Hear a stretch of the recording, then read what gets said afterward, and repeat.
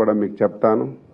జన సైనికులారా, తెలుగుదేశం పార్టీ కార్యకర్తలారా, ఎవరైతే సోషల్ మీడియాలో పనిచేస్తున్నారో మీకు అన్యాయంగా పోలీసుల నుంచి ఫోన్లు వస్తే మీరు స్పందించకుండా ఆ సమాచారాన్ని వెంటనే మా కాల్ సెంటర్కి పెడితే పార్టీ లీగల్గా అన్ని రకాలుగా సహాయ సహకారాలు అందిస్తుందని చెప్పి తెలియజేస్తూ 7306299999 7306299999 కాల్ సెంటర్ పనిచేస్తుంది.